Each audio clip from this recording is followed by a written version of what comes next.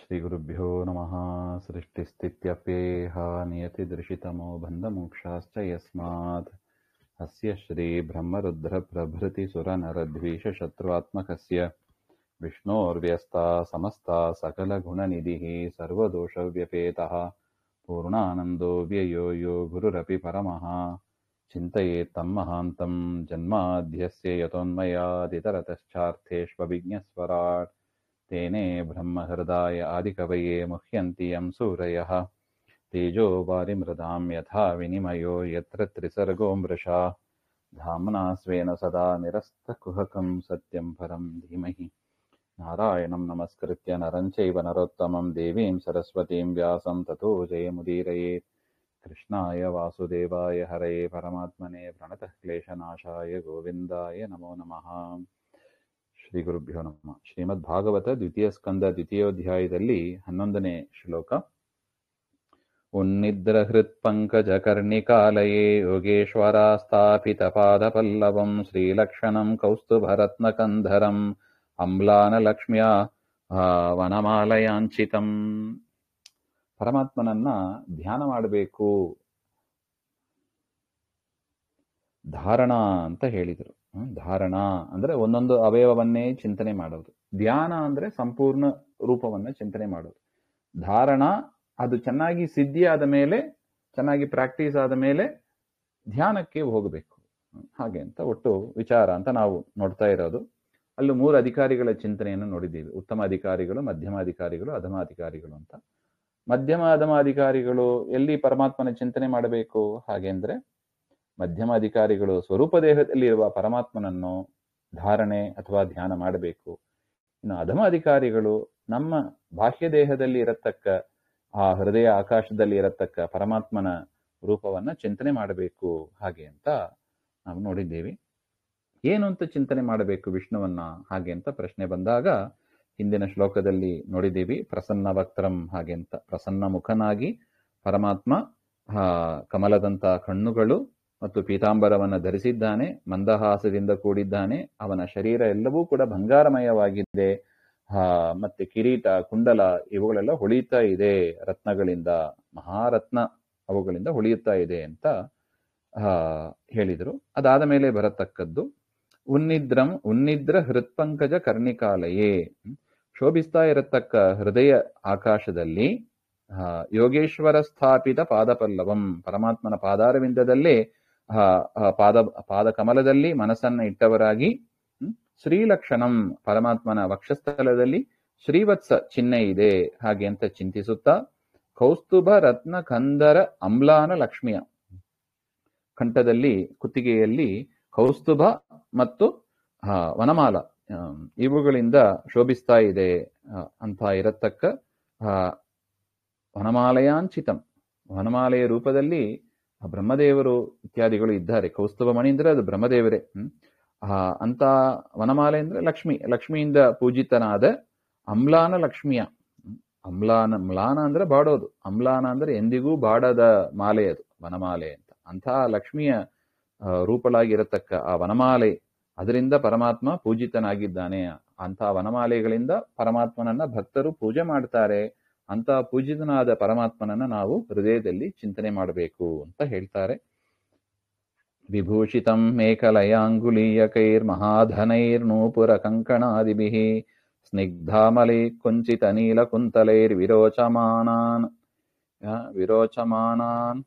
ವಿರೋಚಮಾನಾನನ ಹಾಸಪೇಶಲಂ. ಹಾಗೆ ಅಂತ ವಿಭೂಷಿತಂ ಮೇಖಲಯ, ಸೊಂಟದಲ್ಲಿ ಒಡ್ಯಾನ ಅಂತ ಹೇಳ್ತಾರೆ ನೋಡಿ, ಆ ತರ ಡಾಬ್ ಅದನ್ನು ಕಟ್ಟಿಕೊಂಡವನಾಗಿ, ಅಂಗುಲೀಯ ಕೈಹಿ ಮಹಾಧನೈಹಿ ನೂಪುರೈಹಿ ಕಂಕಣಾದಿಭಿ, ಬೆಳೆ ಬಾಳುವ ಉಂಗುರಗಳು, ಗೆಜ್ಜೆಗಳು, ಕಂಕಣಾದಿಗಳು ಇವುಗಳಿಂದ ಅಲಂಕರಿಸಲ್ಪಟ್ಟವನಾಗಿ, ಸ್ನಿಗ್ಧ ಮಾಲೈಹಿ ಕುಂಚಿತ ನೀಲಕುಂತಲೈಹಿ, ಸ್ನಿಗ್ಧಾಮಲೈಹಿ ಶುದ್ಧವಾದ ಮುಂಗುರುಳು, ಕೂದಲು ಉರುಳಾಗಿ ಇರುತ್ತದೆ ನೋಡಿ, ಆ ತರ ಕೂದಲುಗಳು. ವಿರೋಚಮಾನಾನನ ಹಾಸಪೇಶಲಂ, ಶೋಭಿಸ್ತಾ ಇರತಕ್ಕ ಮುಖ, ಅದರಲ್ಲಿ ಸುಂದರವಾದ ಮಂದಹಾಸದಿಂದ ಕೂಡಿದವನಾಗಿ ಪರಮಾತ್ಮ ಇದ್ದಾನೆ ಅಂತ ನಾವು ಚಿಂತನೆ ಮಾಡಬೇಕು. ಯಾವ ಅವಯವ ಚಿಂತನೆ ಮಾಡ್ತೀವೋ ಅಲ್ಲಿ ಈ ರೀತಿಯಾಗಿ ಒಂದು ಕಲ್ಪನೆಯನ್ನು ಮಾಡ್ಕೋಬೇಕು ಅಂತ ಅರ್ಥ.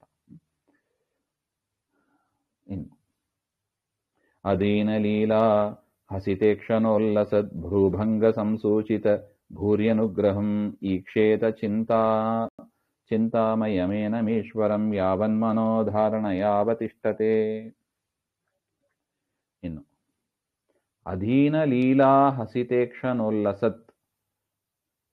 ಅಧೀನಂ ಅಂದ್ರೆ ಉದಾರವಾದ ಲೀಲೆಯಿಂದ ಮಂದಹಾಸದಿಂದ ಕೂಡಿದ ಒಂದು ನೋಟ, ಅಂತ ಒಂದು ಪರಮಾತ್ಮನ ದೃಷ್ಟಿ, ಅದನ್ನ ನೋಡಬೇಕು. ಮತ್ತು ಭ್ರೂಭಂಗ, ಎರಡು ಹುಬ್ಬು, ಅದರ ಮಧ್ಯದಲ್ಲಿ ಇರತಕ್ಕ ಭೂ ವಿಕ್ಷೇಪ, ಅದರಿಂದ ಮಾಡತಕ್ಕ ಭೂರಿ ಅನುಗ್ರಹ. ಪರಮಾತ್ಮ ನಮ್ಮ ಮೇಲೆ ಆ ದಿವ್ಯವಾದ ದೃಷ್ಟಿ, ಕರುಣಾ ದೃಷ್ಟಿ, ಆ ರೀತಿಯಾಗಿ ನಮ್ಮನ್ನು ನೋಡ್ತಾ ಇದ್ದಾನೆ. ಹಾಗೆ ಅಂತ ನಾವು ಪರಮಾತ್ಮನ ದೃಷ್ಟಿಯನ್ನು ಕೂಡ ಚಿಂತನೆ ಮಾಡಬೇಕು, ಧ್ಯಾನ ಮಾಡಬೇಕು ಅಂತ. ಇನ್ನು ಪರಮಾತ್ಮ ಏನಾಗಿದ್ದಾನೆ? ಚಿಂತಾಮಯಂ. ಚಿಂತಾಮಯ ಅಂದ್ರೆ ತಾತ್ಪರ್ಯದಲ್ಲಿ ಆಚಾರ್ಯರು ಹೇಳ್ತಾರೆ, ಚಿಂತಾಮಯ ಅಂದ್ರೆ ಚಿಂತಾ ಪ್ರಧಾನಂ ಅಂತ ಅರ್ಥ. ಚಿಂತಾ ಪ್ರಧಾನಂ, ನಾವು ಬೇಡಿದ್ದನ್ನೆಲ್ಲ ಕೊಡತಕ್ಕವನು, ನಾವು ಚಿಂತನೆ ಮಾಡಿದ್ದನ್ನೆಲ್ಲ ಕೊಡತಕ್ಕವನು ಅಂತ ಅರ್ಥ. ಅದಕ್ಕೆ ಪ್ರಮಾಣವನ್ನು ಕೂಡ ಕೊಡ್ತಾ ಇದ್ದಾರೆ. ಯಸ್ಮಾತ್ ಸಂಚಿಂತಿತೋ ವಿಷ್ಣು ಚಿಂತಿತಂ ಪ್ರದದಾತ್ಮಜಃ ತಸ್ಮಾತ್ ಚಿಂತಾಮಯಂ ದೇವಂ ವದಂತಿ ಜ್ಞಾನಚಕ್ಷುಷಃ ಇತಿ ಚ. ಪರಮಾತ್ಮ ಚಿಂತನೆ ಮಾಡಿದ್ದನ್ನೆಲ್ಲ ಕೊಡ್ತಾನೆ, ಅಂದ್ರೆ ನಾವು ಬಯಸಿದ್ದನ್ನೆಲ್ಲ ಕೊಡ್ತಾನೆ. ಅದರಿಂದ ಅವನಿಗೆ ಚಿಂತಾಮಯ ಅಂತ ಹೆಸರು. ಅಂತ ಪರಮಾತ್ಮನನ್ನ ನಾವು ಯಾವನ್ಮನೋ, ಅಷ್ಟು ತನಕ ಮನಸ್ಸು ಚಂಚಲವಾಗಿ ಇರುತ್ತದೆ, ಅಷ್ಟರ ತನಕ ನಾವು ಧಾರಣೆಯನ್ನ ಅಭ್ಯಾಸ ಮಾಡಬೇಕು ಅಂತ. ಈಗ ಧಾರಣೆ ಯಾವಾಗ ಪ್ರಾರಂಭ ಮಾಡಬೇಕು? ಪ್ರಾಣಾಯಾಮ ಇತ್ಯಾದಿಗಳೆಲ್ಲ, ಇಂದ್ರಿಯ ನಿಗ್ರಹ ಇದೆಲ್ಲ ಆದ ಮೇಲೆ ನಾವು ಧಾರಣೆಯನ್ನ ಪ್ರಾರಂಭ ಮಾಡಬೇಕು. ಎಷ್ಟು ಹೊತ್ತು ಅದಕ್ಕಿಂತ ಎಷ್ಟು ತನಕ ನಾವು ಮಾಡಬೇಕು ಧಾರಣೆ? ಹಾಗೆಂದ್ರೆ ಮನಸ್ಸು ಚಂಚಲ ಆಗಬಾರ್ದು. ಪರಮಾತ್ಮನಲ್ಲೇ ಮನಸ್ಸು ಒಂದು ಅವಯವವನ್ನೇ ಚಿಂತನೆ ಮಾಡಿದರೂ ಸರಿ, ದೇವರ ಪಾದವನ್ನೇ ಚಿಂತನೆ ಮಾಡಿದರೂ ಸರಿ, ಮನಸ್ಸು ಅಲ್ಲೇ ಇರಬೇಕು. ಆರಂಭ ಹಂತದಲ್ಲಿ ಹೊರಗಡೆ ಹೋಗ್ತದೆ, ಮತ್ತೆ ವಾಪಸ್ ತಂದು ದೇವರಲ್ಲೇ ಇಡಬೇಕು. ಯಾವಾಗ ಏನೇ ಡಿಸ್ಟರ್ಬೆನ್ಸ್ ಬಂದರೂ ಕೂಡ ಮನಸ್ಸು ದೇವರ ಪಾದವನ್ನು ಬಿಟ್ಟು ಆ ಕಡೆ ಈ ಕಡೆ ಹೋಗೋದಿಲ್ಲ, ಆಗ ನಮಗೆ ಧಾರಣ ಪ್ರಾಕ್ಟೀಸ್ ಆಗಿದೆ, ಧಾರಣ ಅಭ್ಯಾಸಕ್ಕೆ ಬಂದಿದೆ ಅಂತ ಅರ್ಥ. ಅಷ್ಟರ ತನಕ ಮಾಡಬೇಕು ಅಂತ ಹೇಳ್ತಾರೆ. ಯಾವನ್ಮನೋ ಧಾರಣೆಯ ಅವತಿಷ್ಠತೆ. ಹಾಗೆ ಕಿಯತ್ಕಾಲಮೇವ ಧ್ಯಾನಮಿತ್ಯತಃ ಉಕ್ತಂ ಯಾವನ್ಮನಃ ಯದ್ಧಾರಣೆಯ ಏಕೈಕ ಅವಯವೇನ ಯುಕ್ತ ಧ್ಯಾನೇನ ಸಮಗ್ರಾಂಗೇ ಮನೋ ಅಚಲಂ ಅವತಿಷ್ಠತೆ ತಾವತ್. ಅದಾದ ಮೇಲೆ ನೆಕ್ಸ್ಟ್ ಸ್ಟೆಪ್ ಧ್ಯಾನ. ಅಲ್ಲಿ ದೇವರ ಸಂಪೂರ್ಣ ರೂಪವನ್ನು ಚಿಂತನೆ ಮಾಡಬೇಕು. ಅಲ್ಲೂ ಕೂಡ ಮನಸ್ಸು ದೇವರ ರೂಪದಲ್ಲೇ ಇರಬೇಕು. ಹಾಗೆ ಅಂತ ಒಟ್ಟು ಏಕೈಕ ಶೋಂಗಾನಿ ಧಿಯಾನುಭಾವಯೇತ್ ಪಾದಾದಿ ಯಾವತ್ ಹಸಿತಂ ಗದಾಭೃತಃ ಜಿತಂ ಜಿತಂ ಸ್ಥಾನಮಪೋಹ್ಯ ಧಾರಯೇತ್ ಪರಂ ಪರಂ ಶುದ್ಧ್ಯತಿ ಧೀರ್ಯಥಾ ಯಥಾ. ಮನೋಧಾರಣೆಯ ಸಮಗ್ರ ಅಂಗ ಅವತಿಷ್ಠತೆ ಇತ್ಯುಕ್ತಮೇವ ವಿಶದಯತಿ. ಈ ಮನಸ್ಸಿನ ಒಂದು ಧಾರಣೆ ಏನು ಹೇಳಿದ್ದಾರೆ, ಅದನ್ನ ಮಾಡುವುದರಿಂದ ದೇವರಲ್ಲೇ ಮನಸ್ಸು ಇಡ್ಲಿಕ್ಕೆ ಸಾಧ್ಯ, ಹಾಗೆ ಅಂತ ಹಿಂದೆ ಹೇಳಿದ್ದಾರೆ. ಅದನ್ನೇ ಇಲ್ಲಿ ಮತ್ತೆ ವಿವರಿಸ್ತಾ ಇದ್ದಾರೆ. ಏಕೈಕಶಃ ಇತಿ, ಏಕೈಕಶಃ ಅಂಗಾನಿ, ಒಂದೊಂದೇ ಅವಯವವನ್ನ ಚಿಂತನೆ ಮಾಡಿ, ಧಿಯಾ ಬುದ್ಧಿಯಿಂದ ಮನಸ್ಸಿನಿಂದ ಅನುಭಾವಯೇ ಧ್ಯಾನ ಮಾಡ್ರಿ, ಹಾಗೆ ಅಂತ. ಪಾದಾದಿ ಯಾವತ್ ಹಸಿತಂ, ಪಾದಾದಿ ಅವಯವಗಳನ್ನ ಚಿಂತನೆ ಮಾಡುತ್ತಾ, ಹಾಸೇನ ವಿಕಸಿತಂ, ಮಂದಹಾಸದಿಂದ ಕೂಡಿದ ಮುಖ, ಗದಾಭೃತಃ, ಗದಾಪಾಣಿಯುಕ್ತನಾಗಿ ಪರಮಾತ್ಮನನ್ನ ಚಿಂತನೆ ಮಾಡ್ತಾ, ಜಿತಂ ಜಿತಂ ಸ್ಥಾನಂ ಅಪೋಹ್ಯ ಧಾರಯೇತ್, ಜಿತಂ ಅನಾಯಾಸೇನ, ಜಿತಂ ಜಿತಂ ಅಂದ್ರೆ ಅಷ್ಟೇ, ಗೆದ್ದವರಾಗಿ, ಅಂದ್ರೆ ಮನಸ್ಸು ಅನಾಯಾಸವಾಗಿ ದೇವರಲ್ಲೇ ಬರಬೇಕು. ಕಣ್ಣು ಮುಚ್ಚಿದ್ರೆ ಸಾಕು, ದೇವರ ರೂಪ ಬಂದು ಕೂತ್ಕೋಬೇಕು, ಮನಸ್ಸು ಅಲ್ಲೇ ಇರಬೇಕು. ಆ ತರ ಪ್ರಾಕ್ಟೀಸ್ ಮಾಡಬೇಕು ಅಂತ ನೋಡಿ. ಇದು ದುಡ್ಡು ಕಾಸಿನ ಪ್ರಶ್ನೆ ಅಲ್ಲ, ಶರೀರದ ಒಂದು ಶ್ರಮದ ಪ್ರಶ್ನೆಯೂ ಅಲ್ಲ. ಇದು ಕೇವಲ ಮನಸ್ಸಿನ ಚಿಂತನೆ ಅಷ್ಟೇ. ಅದಕ್ಕೆ ದುಡ್ಡು ಕಾಸು ಏನು ಬೇಡ ನೋಡಿ. ಕೂತ ಕಡೆ ಮನೆಯಲ್ಲಿ ಇದ್ದಾಗೆ ನಾವು ಧ್ಯಾನ ಮಾಡಲಿಕ್ಕೆ ಸಾಧ್ಯ. ಇದನ್ನ ಪ್ರಾಕ್ಟೀಸ್ ಮಾಡೋದಕ್ಕೆ ಏನು ದುಡ್ಡು ಕಾಸು ಖರ್ಚು ಇಲ್ಲ ನೋಡಿ. ಆದರೆ ಕೊಡುವ ಪುಣ್ಯ ಮಾತ್ರ, ಕೊಡುವ ಫಲ ಮಾತ್ರ ಅಪಾರ ಪುಣ್ಯ. ನೀವು ಎಷ್ಟು ಕೋಟಿ ಗಟ್ಟಲೆ ಖರ್ಚಾದ್ರೂ ಕೂಡ ಇಂತಹ ಒಂದು ಸೌಭಾಗ್ಯ ನಮಗೆ ಸಿಗಲ್ಲ. ಅದಕ್ಕೆ ದೇವರು ದುಡ್ಡಿನ ಕಡೆ ಮುಖ ಮಾಡಿದವ ಅಲ್ಲ ಅವನು. ದೇವರಿಗೆ ದುಡ್ಡು ಬೇಕಾಗಿಲ್ಲ, ದೇವರಿಗೆ ಮನಸ್ಸು ಬೇಕು. ದೇವರ ಭಕ್ತರು ಬೇಕಾದ್ರೆ ದುಡ್ಡು ಹಿಂದೆ ಹೋಗ್ಬೋದು, ಡೂಪ್ಲಿಕೇಟ್ ಭಕ್ತರು ಅಂತ ಬೈದು ಬಿಟ್ಟಿದ್ದಾರೆ ವ್ಯಾಸರಾಜರು. ಯಾರು ಹಣದ ಹಿಂದೆ ಹೋಗ್ತಾರೆ ಅವರು ದೇವರ ಭಕ್ತರು ಹೇಗೆ ಆಗ್ಲಿಕ್ಕೆ ಸಾಧ್ಯ? ಅವರು ಲಕ್ಷ್ಮಿಯ ಭಕ್ತರು ಅಂತ ಬೇಕಾದ್ರೆ ಹೇಳೋಣ, ನಾರಾಯಣನ ಭಕ್ತರು ಅಂತ ಹೇಗೆ ಹೇಳಲಿಕ್ಕೆ ಸಾಧ್ಯ? ಅಲ್ಲ, ದುಡ್ಡು ಬೇಡವಾ ಹಾಗೆ ಅಂದ್ರೆ ದೇವ್ರು ಕೊಟ್ಟೇ ಕೊಡ್ತಾನೆ. ದೇವ್ರು ಕೊಡದೇ ಇರ್ತಾನ? ತನ್ನ ಭಕ್ತರು ಅಂತ ಆದ್ಮೇಲೆ ದೇವ್ರು ಕೊಡ್ತಾನೆ, ಅಷ್ಟರಲ್ಲಿ ಸಂತುಷ್ಟರಾಗಿ ನಾವಿರ್ಬೇಕು ಅಂತ. ಅದರಿಂದ ಲಕ್ಷ್ಮಿಯ ಭಕ್ತರಾಗಬಾರ್ದು, ನಾವು ಲಕ್ಷ್ಮೀನಾರಾಯಣರ ಭಕ್ತರಾಗಬೇಕು ಅಂತ ಅದರ ಅಭಿಪ್ರಾಯ. ಅದರಿಂದ ದೇವರಿಗೆ ಈ ಸಾಧನೆ ಮಾಡೋದಕ್ಕೆ, ಈ ಧಾರಣೆ ಮಾಡೋದಕ್ಕೆ, ಈ ಧ್ಯಾನ ಮಾಡೋದಕ್ಕೆ ಯಾವ ದುಡ್ಡು ಕಾಸಿನ ಅಪೇಕ್ಷೆಯೂ ಇಲ್ಲ ನೋಡಿ. ಶುಕಾಚಾರ್ಯರು ಇದನ್ನು ಉಪದೇಶ ಮಾಡಿದಾಗಲೂ ಯಾವ ದಕ್ಷಿಣ ಯಕ್ಷಿಣೆ ಯಾವುದು ತಗೊಂಡಿಲ್ಲ. ವೇದವ್ಯಾಸರು ಪ್ರೇರಣೆ ಮಾಡಿ ಬಂದ್ರು, ಉಪದೇಶ ಮಾಡಿದ್ರು, ಹೊರಟು ಹೋದ್ರು ಅಷ್ಟೇ. ಹಾಗೆ ಇರಬೇಕು. ಅದರಿಂದ ದೇವರಿಗೆ ಸಾಧನೆ ಮಾಡೋದಕ್ಕೆ ಶರೀರ ಮಲ್ಕೊಂಡಿದ್ರು ಪರವಾಗಿಲ್ಲ ಅಂತ ಹೇಳಿದ್ದಾನೆ. ಹಾಸಿಗೆ ಹಿಡಿದಿದ್ರು ಪರವಾಗಿಲ್ಲ, ಏನು ಚಲನೆ ವಲನೆ ಮಾಡ್ಲಿಕ್ಕಾಗಲ್ಲ, ಓಡಾಡಕ್ಕಾಗಲ್ಲ, ಬೇಡ, ಮಲ್ಕೊಂಡಿದ್ಯಾ ಸಾಕು. ಮನಸ್ಸು ಎಚ್ಚರದಲ್ಲಿ ಇದೆಯಾ, ಮನಸ್ಸು ನಿನ್ನ ಹತೋಟಿಯಲ್ಲಿ ಇದೆಯಾ ಸಾಕು. ರೋಗ ಬಂತು, ಜ್ವರ ಬಂತು, ಕೈಕಾಲು ಫ್ರಾಕ್ಚರ್ ಆಯ್ತು, ಮನಸ್ಸನ್ನ ದೇವರಲ್ಲಿ ಧ್ಯಾನ ಮಾಡೋದಕ್ಕೆ ಯಾವ ಅಡೆತಡೆಯೂ ಇಲ್ಲ ನೋಡಿ. ಕಣ್ಣು ಮುಚ್ಚಿ ದೇವರಲ್ಲಿ ಧ್ಯಾನ ಮಾಡ್ತಾ ಇದ್ರೆ ಸಾಕು, ಮನಸ್ಸು ಅವನಲ್ಲಿ ಇದ್ರೆ ಸಾಕು. ಕೊಡುವ ಪುಣ್ಯ ಮಾತ್ರ ಅಪಾರವಾದದ್ದು ಅಂತ ಹೇಳ್ತಾರೆ. ಈ ರೀತಿಯಾಗಿ ಒಂದೊಂದೇ ಅವಯವನ್ನ ನಾವು ಚಿಂತನೆ ಮಾಡಿ ಅದು ಅನಾಯಾಸವಾಗಿ ಹೋಗ್ಬೇಕು, ಎಫರ್ಟ್ಲೆಸ್ ಆಗಿ. ಆರಂಭದಲ್ಲಿ ಸ್ವಲ್ಪ ಎಫರ್ಟ್ ಹಾಕಬೇಕಾಗ್ತದೆ, ಯಾಕೆ ಮನಸ್ಸನ್ನ ಪ್ರಾಕ್ಟೀಸ್ ಮಾಡಿಲ್ಲ ನಾವು ನಿದ್ದೆ ಮಾಡಿ ಪ್ರಾಕ್ಟೀಸ್ ಮಾಡಿದ್ದೀವಿ, ಊಟ ಮಾಡಿ ಪ್ರಾಕ್ಟೀಸ್ ಮಾಡಿದ್ದೀವಿ, ರನ್ನಿಂಗ್ ಮಾಡಿ ಪ್ರಾಕ್ಟೀಸ್ ಮಾಡಿದ್ದೀವಿ, ಆದರೆ ಏನ್ ಮಾಡಿಲ್ಲ, ಮನಸ್ಸನ್ನ ದೇವರಲ್ಲಿ ಇಟ್ಟು ಪ್ರಾಕ್ಟೀಸ್ ಮಾಡಿಲ್ಲ. ನಾವು ಎಷ್ಟು ಅಥ್ಲೆಟ್ಸ್ ನೋಡ್ತೀವಿ, ಎಷ್ಟು ಏನು ಒಲಿಂಪಿಕ್ ಮೆಡಲ್ ಏನೋ ಅದೇನು ಇದೇನು ಪ್ರಾಕ್ಟೀಸ್ ಮಾಡ್ಕೊಂಡು ಎಷ್ಟೊಂದು ಸಾಧನೆ ಮಾಡ್ತಾರೆ, ಆಶ್ಚರ್ಯ ಅನಿಸ್ತದೆ. ಅದು ಯೋಗ ಕಾಂಪಿಟಿಷನ್ಸ್ ಎಲ್ಲ ನೋಡಿದ್ರೆ ಅದು ಏನು ಫ್ಲೆಕ್ಸಿಬಿಲಿಟಿ, ಶರೀರ ಹೀಗೆ ಬೆಂಡ್ ಆಗ್ತದೆ, ಅದು ಹಿಂದೆ ಮುಂದೆ ಎರಡು ಕಡೆ ಬೆಂಡ್ ಆಗ್ತದೆ, ಸೈಡ್ ಲೆಫ್ಟ್ ರೈಟ್ ಎಲ್ಲ ಕಡೆ ಬೆಂಡ್ ಆಗ್ತದೆ. 360 ಡಿಗ್ರಿ ರೊಟೇಷನ್ ಬಾಡಿ ಅದು. ನಮ್ಮ ಶರೀರದ ಮೇಲೆ ನಮಗೆ ಆಶ್ಚರ್ಯ ಅನಿಸ್ತದೆ, ಎಂತ ಶಕ್ತಿ ಇದೆ ಈ ಬಾಡಿಗೆ, ಫ್ಲೆಕ್ಸಿಬಿಲಿಟಿ ದೇವರು ಕೊಟ್ಟಿದ್ದಾನೆ ಹಾಗೆ.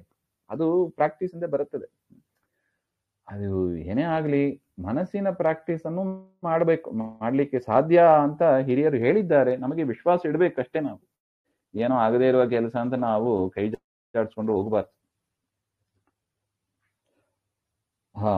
ಪರಂ ಶುದ್ಧತಿ ಧೀರ್ ಯಥಾ ಯಥಾ. ಧೀಹಿ ಅಂದ್ರೆ ಮನಃ, ಎಷ್ಟು ತನಕ ಮನಸ್ಸಿನ ಶುದ್ಧತೆ ಆಗ್ತದೋ ಕ್ರಮೇಣ ಸಮಗ್ರಾಂಗ ವಿಷಯಂ ಭವತಿ ತಥಾ ಧಾರಯೇತ್. ಕ್ರಮವಾಗಿ ಏನಾಗಬೇಕು, ಮನಸ್ಸು ಅಲ್ಲೇ ಇರಬೇಕು. ಒಂದೊಂದೇ ಅವಯವ ಚಿಂತನೆಯನ್ನು ಬಿಟ್ಟು ಸಂಪೂರ್ಣ ಅವಯವವನ್ನ ಚಿಂತನೆ ಮಾಡುವಷ್ಟು ನಾವು ಅದನ್ನ ಪ್ರಾಕ್ಟೀಸ್ ಮಾಡಬೇಕು ಅಂತ. ಸಾಧ್ಯ 1-2 ವರ್ಷ ತಗೊಳ್ಳೋಣ, 1 ವರ್ಷ 2 ವರ್ಷ ತಗೊಳ್ಳೋಣ, ಅದಕ್ಕಿಂತ ದೊಡ್ಡ ಕೆಲಸ ಏನಿಲ್ಲ ಅಂತ. ಅಭ್ಯಸ್ತಂ ಕುರ್ಯಾತ್. ಈ ರೀತಿಯಾಗಿ ನಾವು ಅಭ್ಯಾಸ ಮಾಡಬೇಕು, ಪ್ರಾಕ್ಟೀಸ್ ಮಾಡಬೇಕು. ಅದು ಒಂದೇ ಬೇಕಾಗಿರೋದು. ಅಥ್ಲೆಟ್ಸ್ ಅನ್ನು ನೋಡಿ ನಾವು ಕಲಿಬೇಕು. ಅವರ ಶರೀರ ಹೇಗೆ ಇರುತ್ತದೆ, ಹೇಗೆ ಪ್ರಾಕ್ಟೀಸ್ ಮಾಡ್ತಾರೆ. ಒಂದು 10 ಸೆಕೆಂಡಲ್ಲಿ 100 ಮೀಟರ್ ಓಡ್ತಾರಂತೆ. ಆಶ್ಚರ್ಯ ಅನಿಸ್ತದೆ. ನಮಗೆ ಓಡಕ್ಕಾಗೋದಿಲ್ಲ ಅಷ್ಟೆಲ್ಲ. ಮತ್ತೆ ಅದು ನಮಗೆ ಅಷ್ಟು ಮಾಡ್ಲಿಕ್ಕೆ ಆಗಲ್ಲ ಅಂತ ನಮಗೆ ಬೇಸರವೂ ಇಲ್ಲ. ಯಾಕೆ, ದೇವರ ಸಾಧನೆಗೆ ಶರೀರ ಬೇಕಾಗಿಲ್ಲ, ಮನಸ್ಸು ಬೇಕು. ಮನಸ್ಸು ಮಲಗಿ ಕೈಕಾಲು ಮುರ್ಕೊಂಡು ಬಿದ್ದಾಗಲೂ ಕೂಡ ದೇವರನ್ನ ಧ್ಯಾನ ಮಾಡಬಹುದು ಅಂತ ಅನುಕೂಲ ಮಾಡಿಕೊಟ್ಟಿದ್ದಾನೆ ಪರಮಾತ್ಮ. ಯಾವನ್ನ ಜಾಯೇತ ಪರಾವರೇಸ್ಮಿನ್ ವಿಶ್ವೇಶ್ವರೇ ದ್ರಷ್ಟರಿ ಭಕ್ತಿಯೋಗ ತಾವತ್ ಸ್ಥಳೀಯ ಪುರುಷಸ್ಯ ರೂಪಂ ಕ್ರಿಯಾವಸಾನೆ ಪ್ರಯತ ಸ್ಮರೇತ. ಎಷ್ಟು ಒಂದು ಪ್ರಾಕ್ಟೀಸಿಗೆ ಒತ್ತು ಕೊಟ್ಟು ಹೇಳುವ ವಿಚಾರ ಇದೆಲ್ಲ. ಪ್ರಾಕ್ಟೀಸ್ ಪ್ರಾಕ್ಟೀಸ್ ಪ್ರಾಕ್ಟೀಸ್ ಅಂತ ಹೇಳ್ತಾರೆ ನೋಡಿ. ಇನ್ನೊಂದು ಮಾತು ಹೇಳ್ತಾರೆ, ಯಾವನ್ನ ಜಾಯೇತ ಪರಾವರೇಸ್ಮಿನ್. ಪರಮಾತ್ಮನನ್ನು ಬಿಟ್ಟು ಬೇರೆ ಕಡೆ ಪರಾವರೆ ಅಂದ್ರೆ ಚತುರ್ಮುಖ ಬ್ರಹ್ಮ ಇವರೆಲ್ಲ ಕೂಡ ಅವರರು, ಅವರಿಗಿಂತ ಮಿಗಿಲಾದವ ಪರ. ಅದರಿಂದ ಪರ ಅವರೇ, ಅವರಿಗಿಂತ ಪರ, ಬ್ರಹ್ಮಾದಿಗಳಿಗಿಂತ ಉತ್ತಮನಾದ ಆ ಪರಮಾತ್ಮನಲ್ಲಿ ಎಷ್ಟು ತನಕ ಆ ಸರ್ವಸಾಕ್ಷಿಣಿ ವಿಶ್ವೇಶ್ವರೇ ಸರ್ವಸಾಕ್ಷಿಣಿ ಭಕ್ತಿಯೋಗ. ಮೊದಲು ಮನಸ್ಸಿನ ಜಯ, ದೇವರಲ್ಲಿ ಮನಸ್ಸನ್ನು ಇಡಬೇಕು. ಎರಡನೇದು ಭಕ್ತಿಯೋಗ ಬರುವ ತನಕ ಇದನ್ನ ಮಾಡ್ರಿ ಅಂತಾರೆ. 2 ಗೋಲ್ ಇಟ್ಟಿದ್ದಾರೆ ನಮಗೆ. ಮನಸ್ಸು ದೇವರಿಗೆ ಹೋಗಬೇಕು, ಭಕ್ತಿ ಮೂಡಬೇಕು. ಯಾಕೆ 2 ಫಲ ಅಂತ ಹೇಳಿದ್ದಾರೆ. ಈ ಧಾರಣೆಯ ಫಲ ಏನು? 2. ಒಂದು ರಜಸ್ಸು ತಮಸ್ಸು ಅದರ ಹಾನಿ ಆಗ್ತದೆ, ಎರಡನೆಯದು ಭಕ್ತಿ ಬೆಳೆಯುತ್ತದೆ ಅಂತ ಹಿಂದೆ ಹೇಳಿದರು. ಮನಸ್ಸಿನ ಜಯ ಆಗ್ತದೆ ಅಂತ ಅದನ್ನು ತೋರಿಸಿಕೊಟ್ರು. ಈಗ ಭಕ್ತಿಯನ್ನು ಕೂಡ ಹೇಳ್ತಾ ಇದ್ದಾರೆ. ದ್ರಷ್ಟರಿ ಭಕ್ತಿಯೋಗ. ಭಕ್ತಿಯೋಗ ಅಂದ್ರೆ ಏನು? ಪರಮಾತ್ಮನೇ ಸರ್ವೋತ್ತಮ, ನನಗೆ ಮಹಾ ಉಪಕಾರ ಮಾಡಿದವ ಅವನೇ ಅಲ್ಲವಾ. ನೋಡುವುದು, ಕೇಳುವುದು, ಜೀರ್ಣ ಮಾಡೋದು, ಮಲಮೂತ್ರಗಳನ್ನ ಹೊರಗೆ ಹಾಕೋದು ಯಾರು ಮಾಡಾರ್ರಿ? ತಾಯಿಯೂ ಕೂಡ ಮಾಡೋದಿಲ್ಲ. ಒಂದೊಂದು ಹಂತ ವಯಸ್ಸಾದ ಮೇಲೆ ತಾಯಿಯೂ ಮಾಡೋದಿಲ್ಲ, ಆಗೋದಿಲ್ಲ. ನಾವು ಮಾಡಬೇಕು ಅಂತ ನಿರೀಕ್ಷೆ ಮಾಡೋದು ತಪ್ಪಾಗ್ತದೆ ಅಲ್ವೇ? ಆದ್ರೆ ಒಳಗಿದ್ದು ವಾಯುದೇವರು, ಆ ಪರಮಾತ್ಮ ನಮಗೆ ಎಷ್ಟೇ ವಯಸ್ಸಾಗಿರ್ಲಿ, ಯಾವುದೇ ಜನ್ಮ ಬರಲಿ, ಒಂದು ಜನ್ಮದಲ್ಲಿ ತಾಯಿ ತಂದೆಯರು ಒಂದು ಜನ್ಮದಲ್ಲಿ ಮಾಡಬಹುದು. ಆದ್ರೆ ಪರಮಾತ್ಮ ಎಷ್ಟು ಜನ್ಮಗಳಲ್ಲಿ ನಮ್ಮ ಜೊತೆಗೆ ಇದ್ದು ವಾಯುದೇವರ ಮುಖಾಂತರ ಎಲ್ಲವನ್ನು ಮಾಡಿಸಿ, ಪ್ರಾಣಾಪಾನ ಸಮಾಯುಕ್ತ ಪಚಾಮ್ಯನ್ನಂ ಚತುರ್ವಿಧಂ ಅಂತ ಭಗವದ್ಗೀತೆಯಲ್ಲಿ ಹೇಳ್ತಾನೆ.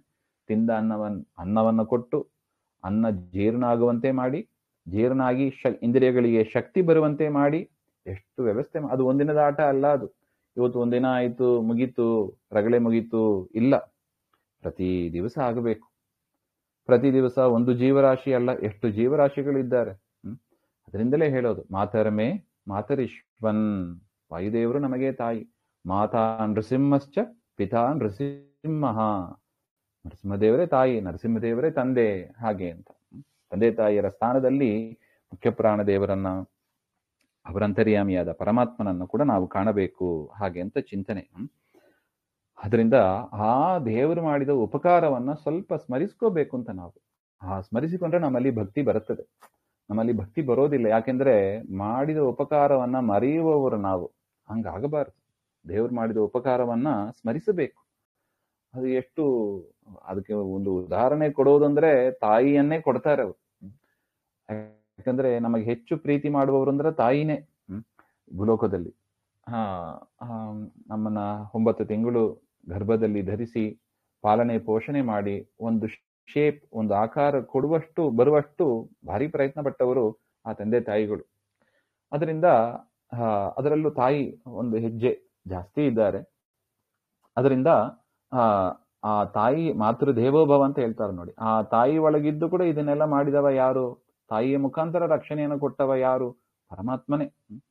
ಅಲ್ಲೂ ಕೂಡ ನಾವು ದೇವರನ್ನೇ ಚಿಂತನೆ ಮಾಡಬೇಕು ಅಂತ. ಈ ರೀತಿಯಾಗಿ ದೇವರು ಮಾಡಿದ ಉಪಕಾರವನ್ನ ಒಂದು ಕ್ಷಣ ನಾವು ಸ್ಮರಿಸಿದರೆ ಸಾಕು, ನಮ್ಮಲ್ಲಿ ಭಕ್ತಿ ಬರ್ತದೆ. ಇದು ನಾವು ಅನುಭವಿಸಿ ನೋಡ್ಬೇಕಾದ ಒಂದು ಚಿಂತನೆ.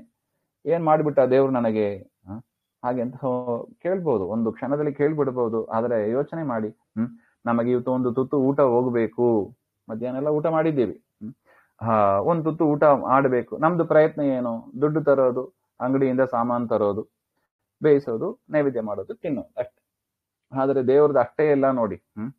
ಯಾವಾಗ ಬೀಜ ಬಿತ್ತಬೇಕು, ಎಲ್ಲಿ ಬೀಜ ಬಿತ್ತಬೇಕು, ಆ ಬೀಜ ಬಿತ್ತಿದರೆ ಅದನ್ನ ಬೆಳೆಯೋದಕ್ಕೆ ಸೂರ್ಯನಲ್ಲಿ ಆ ಶಕ್ತಿ ಕೊಡಬೇಕು, ನೀರು ಕೊಡಬೇಕು, ನೀರಿನಲ್ಲಿ ಆ ಶೈತ್ಯ ಅದನ್ನು ಕೊಡಬೇಕು. ಎಷ್ಟು ಜವಾಬ್ದಾರಿ ಇದೆ ದೇವರದು, ಎಷ್ಟು ಪ್ರಯತ್ನ ಇದೆ ನೋಡಿ. ಇಷ್ಟು ಮಾಡಿ ಬೆಳೆಸಿ ಬರೋದು ಏನು? ಒಂದು ಅಕ್ಕಿ ಕಾಳು ಬರ್ತದೆ, 10 ಅಕ್ಕಿ ಕಾಳು ಬರ್ತದೋ ಏನೋ. ಒಂದೊಂದು ಗಿಡದಲ್ಲಿ ಎಷ್ಟು ಬರುತ್ತದೆ? 100, 1000. ಆದ್ರೆ ಎಷ್ಟು ಅಕ್ಕಿ ಕಾಳು ತಿಂತೀವಿ ಒಂದಿನಕ್ಕೆ? ಪಡಿಗಟ್ಲೆ ಬೇಯಿಸೋದು, ತಿನ್ನೋದು. ನಮ್ಮ ಪ್ರಯತ್ನ ಏನು? ದೇವರ ಪ್ರಯತ್ನ ಏನು? ಇವನಿಗೆ ಈ ದಿವಸ ಈ ಅನ್ನ ಹೋಗಬೇಕು ಅಂತ ದೇವರು ಯಾವಾಗ ಪ್ಲಾನ್ ಮಾಡಿರ್ಬೇಕು, ಯಾವಾಗ ಆ ಕೃಷಿ ಮಾಡತಕ್ಕವ ಆ ಬೀಜವನ್ನ ಬಿತ್ತುತ್ತಾನೋ ಆಗಲೇ ದೇವರ ಪ್ಲಾನ್ ಶುರುವಾಯ್ತು. ಇವನ ವತಿಯಿಂದ ಇವತ್ತು ಬೀಜವನ್ನ ಬಿತ್ತಿ ಇವತ್ತಿನ ದಿವಸ ಇವತ್ತು ಈ ಜಾಗದಲ್ಲಿ ಈ ಮನೆಯಲ್ಲಿ ಇವನಿಗೆ ಊಟ ಹಾಕಬೇಕು, ಅದಕ್ಕಾಗಿ ಇವನ ಬೇರೊಬ್ಬರ ವತಿಯಿಂದ ಬೀಜವನ್ನ ಬಿತ್ತಿಸೋಣ ಅಂತ ಬಿತ್ತಿಸಿ ಇಟ್ಟಿದ್ದಾನೆ. ಆ ಕೃಷಿ ಮಾಡುವವನ ವ್ಯಾಪಾರ ನೋಡಿ, ಅವನದು ಬೀಜ ಬಿತ್ತಿದ್ರೆ ಮುಗೀತು, ನೀರ್ ಹಾಕಿದ್ರೆ ಮುಗೀತು. ಆ ನೀರು ಬರ್ಬೇಕಲ್ಲ, ನೀರು ಕೊಟ್ರನೆ ಅವನು ಹಾಕೋದು. ಮಳೆ ಬರಬೇಕು. ಬರೀ ಮಳೆ ಬಂದ್ರೆ ಸಾಲದು, ಸೂರ್ಯ ಬೆಳಕು ಬೇಕು. ಇದೆಲ್ಲ ಒಳಗೆ ದೇವರು, ಸೂರ್ಯನ ಒಳಗಿದ್ದು ಸವಿತ್ರ ನಾಮಕ ಲಕ್ಷ್ಮೀನಾರಾಯಣ. ಅದೇ ಗಾಯತ್ರಿಯಲ್ಲಿ ನಾವು ಚಿಂತನೆ ಮಾಡೋದು. ದೇವರ ಪ್ಲಾನ್ ನೋಡಿ ಎಷ್ಟಿದೆ.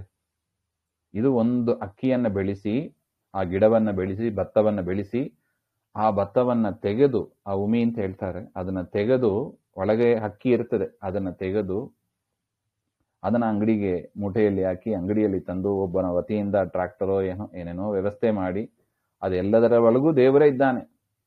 ತಂದು ಅಂಗಡಿಗೆ ತಂದು ಮಾರಾಟ ಮಾಡಿ ಮನೆಗೆ ತಂದು ಅಗ್ನಿ ಒಳಗಿದ್ದು ಅಗ್ನಿ ಬೇಯಿಸಿಲ್ಲ ಅಂದ್ರೆ ಹಾಗೆ ತಿನ್ಲಿಕ್ಕೆ ಆಗಲ್ಲ ನೋಡಿ. ಎಷ್ಟು ಉಪಕಾರ ಮಾಡ್ತಾನೆ ನಮಗೆ. ಒಂದು ತುತ್ತು ಆಹಾರ ಹೋಗ್ಬೇಕು. ನಮ್ಮ ಪ್ರಯತ್ನ ಎಷ್ಟು? ನಮ್ಮ ಪ್ರಯತ್ನ ಏನೇ ಇಲ್ಲ. ಆದ್ರೂ ಲೋಕದೃಷ್ಟಿಯಿಂದ ನೋಡಿದ್ರು ಕೂಡ ನಮ್ಮ ಪ್ರಯತ್ನ ಏನು? ದುಡ್ಡು ಸಂಪಾದನೆ ಮಾಡೋದು, ಬೇಸಿಕ್ಕಿಡೋದು, ತಿನ್ನೋದು ಅಷ್ಟೇ. ಆದ್ರೆ ದೇವ್ರದ್ದು ಅಷ್ಟೇ ಇಲ್ಲ ನೋಡಿ. ಭೂಮಿ ಬೀಜ ಬಿತ್ತಿದ್ರೆ ಭೂಮಿ ಯಾಕೆ ದವಸ ಧಾನ್ಯಗಳನ್ನು ಕೊಡಬೇಕು? ಮರ ಯಾಕೆ ಬೆಳೆಸಬೇಕು? ಆ ಮಣ್ಣಿನ ಒಳಗಿದ್ದು ಆ ಶಕ್ತಿಯನ್ನು ದೇವರು ಕೊಡ್ತಾನೆ ನೋಡಿ. ಆ ಕೊಟ್ಟದ್ದು ದೇವರೇ.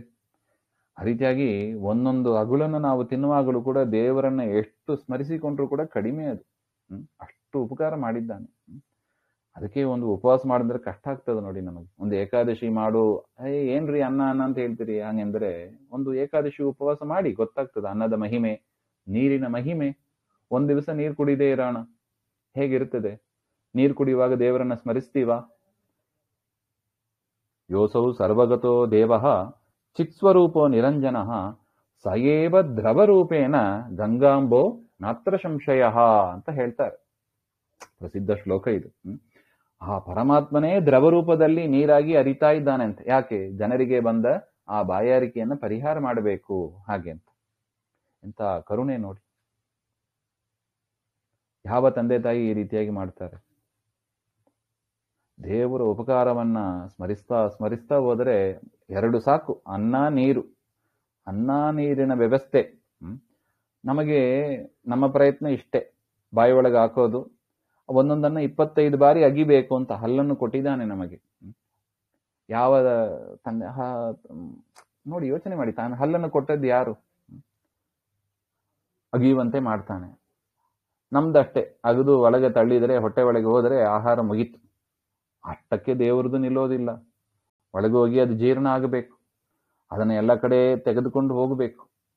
ಒಂದು ವ್ಯಕ್ತಿಯಲ್ಲಿ ಒಂದು ತುತ್ತು ಅನ್ನವನ್ನ ಅದು ಪೈರು ಮಾಡೋದಿಂದ ಶುರು ಮಾಡಿ, ಅದನ್ನ ಅಡಿಗೆ ಮಾಡೋದು, ಅದನ್ನ ಬಾಯಿ ಒಳಗೆ ಹಾಕಿ ಅಗಿಯೋದು, ತಿಂದ ಮೇಲೆ ಅದನ್ನ ಜೀರ್ಣ ಮಾಡೋದು, ಜೀರ್ಣ ಆದ ಮೇಲೆ ಹೊರಗೆ ತಳ್ಳೋದು, ಇಷ್ಟೆಲ್ಲ ಮಾಡ್ತಾನೆ ದೇವರು. ಯಾಕೆ? ನಾನು ಬದುಕಬೇಕು ಎನ್ನುವುದಕ್ಕಾಗಿ. ನಾನು ಬದುಕಬೇಕು ಎನ್ನುವುದಕ್ಕಾಗಿ, ನನಗೆ ಶಕ್ತಿ ಬರಬೇಕು ಎನ್ನುವುದಕ್ಕಾಗಿ ನನ್ನ ಪ್ರಯತ್ನ ಅಂತ ನಾನೇನ್ ತಿಳ್ಕೊಂಡಿದ್ದೇನೆ ಏನೂ ಇಲ್ಲ. ದೇವರ ಉಪಕಾರ ಎಷ್ಟು ಇದು ಹಾಗೆ ಅಂತ ಸ್ವಲ್ಪ ನಾವು ಆ ಒಂದು ತಕ್ಕಡಿಯಲ್ಲಿ ತೂಗಿದಾಗ, ಫಿಸಿಕಲ್ ಬ್ಯಾಲೆನ್ಸ್ ಅಂತ ಹೇಳ್ತೀವಲ್ವಾ, ಅದರಲ್ಲಿ ತೂಗಿದಾಗ ಗೊತ್ತಾಗ್ತದೆ ನಮ್ದು ಪಾತ್ರ ಎಷ್ಟು, ದೇವರ ಪಾತ್ರ ಎಷ್ಟು ಹಾಗೆ ಅಂತ ಚಿಂತನೆ ಮಾಡಿದಾಗ ಒಂದೊಂದು ತುತ್ತು ತಿನ್ನುವಾಗ್ಲೂ ಕಣ್ಣಲ್ಲಿ ನೀರೇ ಬರ್ಬೇಕ್ರಿ. ನಾನು ಮಾಡಿದೆ, ನಾನು ಅಡಿಗೆ ಮಾಡಿದೆ, ನಾನು ತಿಂದೆ, ನಾನು ಸಂಪಾದನೆ ಮಾಡಿದೆ, ಏನು ಮಾಡ್ತೀವಿ ನಾವು? ನಮ್ಮ ಪಾತ್ರ ಏನು, ದೇವರ ಪಾತ್ರ ಏನು ಅಂತ ಆಲೋಚನೆ ಮಾಡಿದ್ರೆ ಎಷ್ಟು ಸಣ್ಣವರು ನಾವು ಅಂತ ಗೊತ್ತಾಗ್ತದೆ. ಅದರಿಂದ ಅದನ್ನ ಇಲ್ಲಿ ಹೇಳ್ತಾ ಇದ್ದಾರೆ. ಅಂತ ಪರಮಾತ್ಮ ಸರ್ವೋತ್ತಮನಾಗಿದ್ದಾನೆ, ಮಹಾ ಉಪಕಾರ. ಇದು ಒಂದು ಹೊತ್ತಿನ ಊಟದ ವ್ಯವಸ್ಥೆ. ಈ ತರ ನಮ್ದೇ ಒಂದಿನಕ್ಕೆ 3 ಹೊತ್ತು 4 ಹೊತ್ತು ಅಂತ ಆಗ್ತದೆ. ಆ ತರ 100 ವರ್ಷ ಆಗಬೇಕು. ಆ ತರ ಎಷ್ಟು ಜೀವರಾಶಿಗಳಿದ್ದಾರೆ, ಎಷ್ಟು ಜೀವರಾಶಿಗಳಿಗೆ ಯಾರಿಗೆ ಅನ್ನದ ಕೊರತೆ ಇದೆ ಹೇಳಿ? ನೀರಿನ ಕೊರತೆ, ಅನ್ನದ ಕೊರತೆ ಯಾರಿಗೆ ಇದೆ ಹೇಳಿ? ಜೀರ್ಣದ ಕೊರತೆ, ಇಂಡೈಜೆಷನ್ ಕೊರತೆ ಎಷ್ಟು ಜನಕ್ಕೆ ಇದೆ? ಕೆಲವರಿಗೆ ಇದೆ, ಇಲ್ಲ ಅಂತ ಇಲ್ಲ. ಅವ್ರು ಮಾಡಿದ ಪಾಪವನ್ನ ದೇವರ ಅಲ್ಲೂ ತೋರಿಸ್ತಾನೆ. ಆದ್ರೂ ಮೋಸ್ಟ್ ಆಫ್ ದ ಪೀಪಲ್ ಚೆನ್ನಾಗೇ ಇದ್ದಾರೆ, ಆರೋಗ್ಯವಂತರಾಗೇ ಇದ್ದಾರೆ. ಆ ರೀತಿಯಾಗಿ ದೇವರು ಜಗತ್ತನ್ನ ನಡೆಸ್ಕೊಂಡು ಹೋಗ್ತಾ ಇದ್ದಾನಂದ್ರೆ, ನಮ್ಮ ಸಾಧನೆಯನ್ನ ಮಾಡಿಸೋದಕ್ಕೆ ದೇವರಿಗೆ ಎಷ್ಟು ಪ್ರಯತ್ನ ಇದೆ, ಎಷ್ಟು ಕರುಣೆಯಿಂದ ದೇವರು ಮಾಡ್ತಾನೆ. ಆದ್ರೂ ಕೂಡ ಎಲ್ಲಿಯೂ ಬೋರ್ಡ್ ಹಾಕೊಂಡಿಲ್ಲ, ನಾನು ಮಾಡಿದೆ ಹಾಗೆಂತ ಬೋರ್ಡೇ ಹಾಕೊಂಡಿಲ್ಲ. ಇದು ಹೇಳ್ತಾ ಇದ್ದಾರೆ. ಈ ರೀತಿಯಾಗಿ ನಾವು ಚಿಂತನೆ ಮಾಡಿದ್ರೆ ಭಕ್ತಿ ಯೋಗ, ದೇವರಲ್ಲಿ ಭಕ್ತಿ ಬೆಳೀತದೆ. ಯಾವತ್ ಸ್ಥವೀಯ ಪುರುಷಸ್ಯ ರೂಪಂ, ಇದಾದ ಮೇಲೆ ಮಾಡತಕ್ಕದ್ದೇ ಆ ಪುರುಷ ರೂಪದ ಚಿಂತನೆ. ಮೊದಲು ಹಿಂದಿನ ಅಧ್ಯಾಯದಲ್ಲಿ ಬಂದಿತ್ತು ನೋಡಿ, ಒಂದೊಂದು ಅವಯವಗಳಲ್ಲೂ ಪರಮಾತ್ಮನ ಒಂದೊಂದು ಲೋಕಗಳು ಬಂತು ಹಾಗೆ ಅಂತ. ಅದನ್ನು ಕೂಡ ಚಿಂತನೆ ಅದಕ್ಕಾಗಿ ಆ ಚಿಂತನೆಯನ್ನ ಏನ್ ಮಾಡಬೇಕು? ಕ್ರಿಯಾವಸಾನೆ ಅಂತ ಬರೀತಾರೆ. ಕ್ರಿಯಾವಸಾನೆ ಅಂದ್ರೆ ಪ್ರತಿನಿತ್ಯ ಈ ಒಂದು ಚಿಂತನೆಯನ್ನ ಮಾಡ್ರಿ ಅಂತಾರೆ. ಎವ್ರಿ ಡೇ ನೀವು ಹೆಂಗೆ ಊಟ ಮಾಡ್ತೀರಿ, ಸ್ನಾನ ಮಾಡ್ತೀರಿ, ಅದೇ ತರ ಈ ರೂಪದ ಒಂದು ಚಿಂತನೆ, ಇಟ್ಸ್ ಅ ಡೈಲಿ ಆಕ್ಟಿವಿಟಿ ಅಂತ ಹೇಳ್ತಾರೆ. ಈ ಚಿಂತನೆಯನ್ನ ಡೈಲಿ ಮಾಡ್ರಿ. ಏನು ವೈರಾಜ ರೂಪದ ಚಿಂತನೆ ಅಂತ, ಪುರುಷ ರೂಪದ ಚಿಂತನೆ ಅಂತ ನಾವು ಹಿಂದಿನ ಅಧ್ಯಾಯದಲ್ಲಿ ನೋಡಿದ್ದೀವಿ. ಅದನ್ನು ಪ್ರತಿ ದಿವಸ ಅಭ್ಯಾಸ ಮಾಡ್ರಿ ಅಂತ ಹೇಳ್ತಾರೆ. ಕ್ರಿಯಾವಸಾನೆ ಪ್ರಯತ ಸ್ಮರೇತ, ಪ್ರಯತ್ನ ಪಟ್ಟು ಆ ವೈರಾಜ ರೂಪವನ್ನ ಚಿಂತನೆ ಮಾಡ್ರಿ ಅಂತ ಹೇಳ್ತಾರೆ. ಎಷ್ಟು ಚೆನ್ನಾಗಿದೆ. ಅದಕ್ಕೆ ಹೇಳಿದ್ದು ನಮಗೆ ಭಾಗವತ ಆ ಒಂದು ಜ್ಞಾನವನ್ನ ಕೊಡುತ್ತದೆ, ಅದರ ಜೊತೆಗೆ ಆಚಾರವನ್ನು ಕೂಡ ತಿಳಿಸ್ತದೆ. ನಮ್ದು ಡೈಲಿ ಪ್ರಾಕ್ಟೀಸ್ ಹೇಗಿರಬೇಕು, ಡೈಲಿ ಪ್ರತಿ ಕ್ಷಣದಲ್ಲೂ ಮನಸ್ಸು ಎಲ್ಲಿ ಇರಬೇಕು, ಕಾಯೇನ ವಾಚ ಮನಸ ನಾವೇನ್ ಮಾಡಬೇಕು ಅದನ್ನು ತಿಳಿಸಿಕೊಡತಕ್ಕದ್ದು ಈ ಭಾಗವತ ಅಂತ. ಭಾಗವತ ಧರ್ಮ ಅದು ಭಾರಿ ವಿಶಿಷ್ಟವಾದದ್ದು ಅಂತ ಮುಂದಿನ ವಿಚಾರ ಮತ್ತೆ ನೋಡೋಣ. ಶ್ರೀಮಧ್ವಾಂತರ್ಗತ ಶ್ರೀಕೃಷ್ಣ ಅರ್ಪಣಮಸ್ತು. ಶ್ರೀ ಹರೇ ನಮಃ.